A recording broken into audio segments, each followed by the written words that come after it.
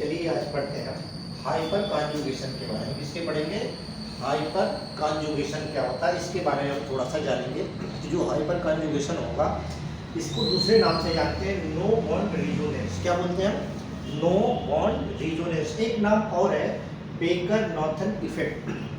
इसमें एक साइंटिस्ट थे हमारे, दो बेकर नाथन, दो साइंटिस्ट हैं, एक बेकर है और एक नाथन है। इनके नाम पर एक बनाया गया था जिसको हम बोलते हैं हाइपर कॉन्जुगेशन या फिर नो बॉन्ड रिजोनेंस। इसके बारे में हमें जानना है। तो देखिए, इसके बारे में जानने से पहले हमें एक चीज जानना होगा, नंबर ऑफ अल्फा हाइड्रोजन। क्या जानना हमें? Alpha hydrogen. अब अल्फा हाइड्रोजन क्या होता है? अल्फा हाइड्रोजन का मतलब होता है कोई भी हमारे पास मल्टीपल बॉन्ड हो। क्या हो? मल्टीपल बॉन्ड हो। इस वाले कार्बन को छोड़कर जो हमारा उसके बगल का कार्बन होगा, चाहे इधर हो या इधर हो, इस वाले को हम बोलते हैं अल्फा हाइड्रोजन। क्या बोलेंगे? Alpha hydrogen. अब ये मल्टीपल बॉन्ड होना चाहिए। इसके बाद का जो भी हमारे पास प्रेजेंट होगा हाइड्रोजन, जैसे हमने यहाँ लिख दिया CH2, यहाँ लिख दिया CH2, यहाँ हमने लगा दिया, इसको हटा के कर दिया हमने CH3। तो इस वाले पे जितने प्रेजेंट होंगे तो हाइड्रोजन की संख्या कितनी है? 3। तो अल्फा हाइड्रोजन कितने हो जाएंगे हमारे? 3 अल्फा हाइड्रोजन हो जाएंगे। इसी को हम बोलते हैं कॉन्जुगेशन या नो बॉन्ड रिजोनेंस या बेकर नॉर्थन इफेक्ट। एक बात आप ध्यान से पहले देखिए, इसमें लिखा क्या है, एक चीज ध्यान रखना। लिखा है it involve the overlapping of. It involve का मतलब ओवरलैपिंग। अब हमने देखो बताया था ओवरलैपिंग या तो एस ब्लॉक का एस ब्लॉक से हो सकता है या पी ब्लॉक का कोई भी उसका एस से हो सकता है। यानी ऑर्बिटल आप ले लो कोई भी, एस एस से हो गया ये, और ये पी और एस से हो गया, इनके क्या है? ओवरलैपिंग हो गई। तो लिखा है it involve the overlapping of pi electron. क्या लिखा है? Sorry, sigma electron. क्या लिखा है? Sigma electron. सिग्मा इलेक्ट्रॉन का मतलब होता है जो हमारा सिंगल बॉन्ड हो। क्या हो?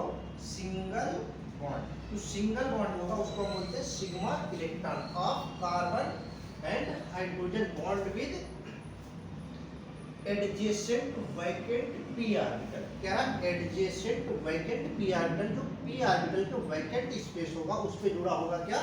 CH जो बॉन्ड होगा। और अनसैचुरेटेड सिस्टम क्या कह रहा है? या फिर क्या होगा?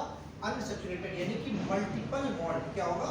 Multiple bond. तो मल्टीपल बॉन्ड को हम बोलते हैं अनसैचुरेटेड सिस्टम। अब देखो यहाँ से कह रहा है to form a canonical structure. Canonical structure का मतलब क्या होता है भाई? ये गोलाकार स्ट्रक्चर बनेगा, कैनोनिकल स्ट्रक्चर बनेगा। उस स्ट्रक्चर के चारों तरफ से अराउंडिंग घेर के बना होगा। This structure is known as hyper conjugating structure. इस टाइप के स्ट्रक्चर को हम क्या कहते हैं? Hyper conjugating structure. और इस पूरे प्रोसेस को हम क्या कहते हैं? Hyper conjugation. क्या कहते हैं? Hyper conjugation. कंडीशन क्या है? या तो उसके पास वैकेंट पी ऑर्बिटल हो, या कंडीशन क्या है? अनसैचुरेटेड हाइड्रोकार्बन, यानी अनसैचुरेटेड हाइड्रोकार्बन हो सकते हैं या कुछ भी हो सकते हैं। उसको हम लिखते हैं अनसैचुरेटेड सिस्टम। अनसैचुरेटेड का मतलब होता है मल्टीपल बॉन्ड। क्या होता है? Multiple bond. और मल्टीपल बॉन्ड में क्या आते हैं हमारे? पाई बॉन्ड आते हैं। क्या आते हैं? Pi bond. तो पाई बॉन्ड के लिए हो गया अनसैचुरेटेड।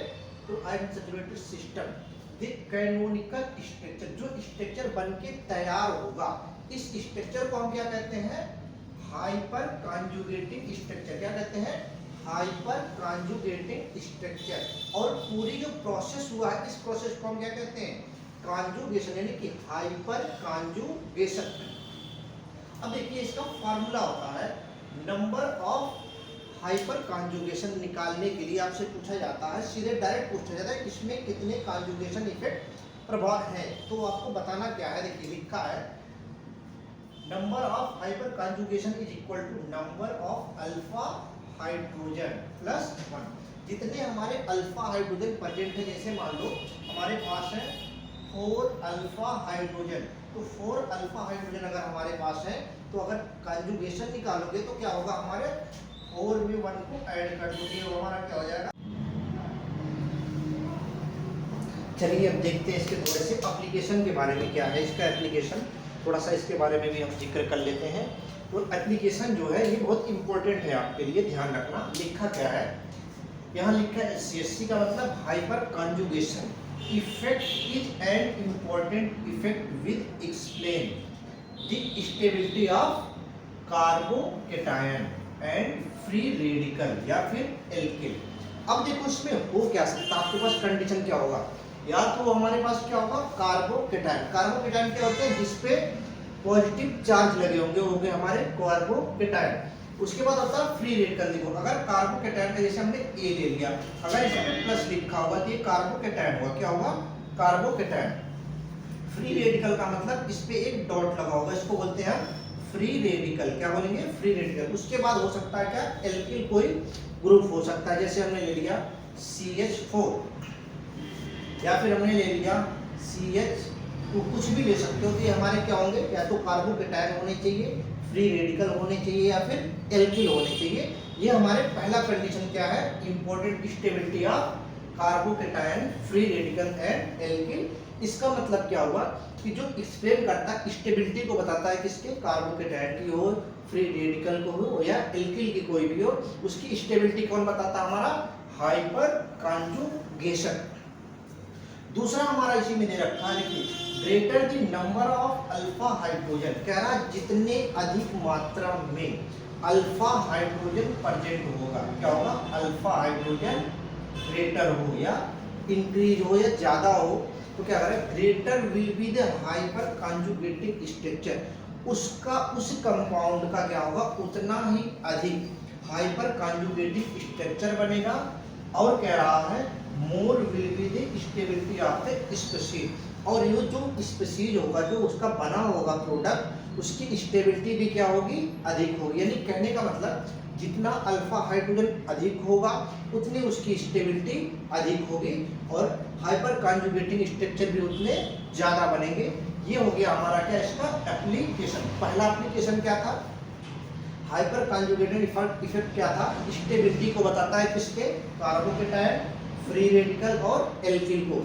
दूसरा क्या था, greater the number of alpha hydrogen. इसका मतलब क्या हुआ कि जितने अधिक मात्रा में अल्फा हाइड्रोजन होंगे उतना ही ज्यादा उसका क्या बनेगा, हाइपर कॉन्जुगेटिंग स्ट्रक्चर, और वो जो कंपाउंड होगा वो क्या होगा हमारा, उतना ही स्टेबल कंपाउंड बनेगा, वो हमारा क्या होगा, हाइपर कॉन्जुगेटिंग। क्या होगा हमारे एप्लीकेशन।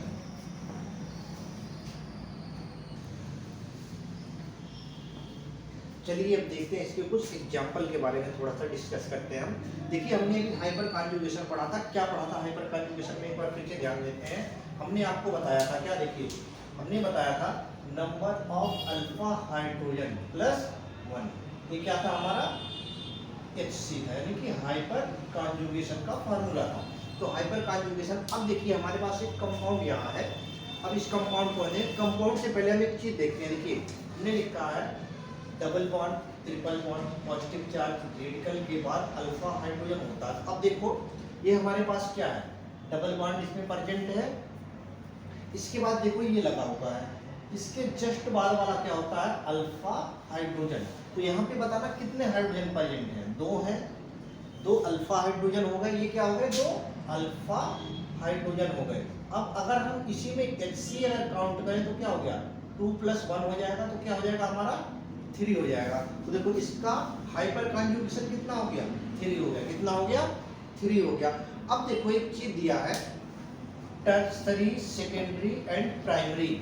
अब चाहे वो कार्बोकेटायन हो या फ्री रेडिकल हो, कुछ भी ले सकते हो, उसमें कोई प्रॉब्लम नहीं है।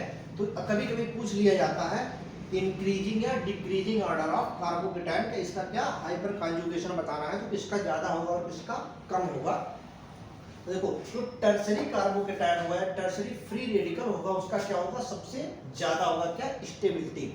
उसके बाद क्या आता है सेकेंडरी, चाहे कार्बोकेटायन हो या फिर क्या हो फ्री रेडिकल हो, वो क्या होगा, स्टेबिलिटी उसकी टर्शरी से कम होगी, सेकेंडरी की। उसके बाद आता है हमारा प्राइमरी। प्राइमरी का क्या होगा, उन दोनों के रिस्पेक्ट में क्या होगा, और ही कम होगा। अब वो कार्बोकेटायन हो सकता है या फ्री रेडिकल हो सकता है, स्टेबिलिटी उसकी क्या होगी, इन दोनों से कम होगी। लास्ट में क्या आता है मेथिल कार्बोकेटायन। अब देखो कार्बोकेटायन भी हो सकता है, फ्री रेडिकल भी हो सकता है। तो यहाँ लिखा है decreasing order of stability of carbocation. अब देखो अगर कार्बोकेटाइन पूछता है तो बात ये हो गई, अगर फ्री रेडिकल कहेगा तो यहाँ क्या हो जाएगा, फ्री रेडिकल। तो आप लिख करके हम लिख देते हैं फ्री रेडिकल। क्या लिख देते हैं, फ्री रेडिकल। ये हो गया हमारा। चलिए हम देखते हैं कि इसके बारे में देख लेते हैं, फ्री रेडिकल या कार्बोकेटाइन देखेंगे। अब देखो यहाँ क्या है, कुछ स्ट्रक्चर दे रखे हैं, उसके क्या बताने हैं, कितना अल्फा हाइड्रोजन प्रेजेंट है और उसका हाइपर कॉन्जुगेशन क्या होगा। अब देखिए सबसे आसान एकदम बिल्कुल सबसे सरल आप ज्ञान से बता सकते हो। अब देखो यहाँ डबल बॉन्ड है, इसके बाद वाला कौन सा हाइड्रोजन है, एक ही हाइड्रोजन प्रेजेंट है, तो एक हाइड्रोजन है तो अल्फा ऑफ हाइड्रोजन कितना हो गया अपन, यहाँ पे बताना कितने हाइड्रोजन प्रेजेंट है, यहाँ भी कितने हमारे। इसके बाद देख लो, सॉरी इसके बगल में क्या है, ये तो डबल बॉन्ड है, ये तो हो गया। इसके बगल वाला कौन सा हमारा, 3 हाइड्रोजन, तो यहाँ कितने हैं, 3। इसके बगल में कितने हैं, 2, कितने हो गए, 2। इसके बगल में कितने हैं हमारे पास, 3 हैं।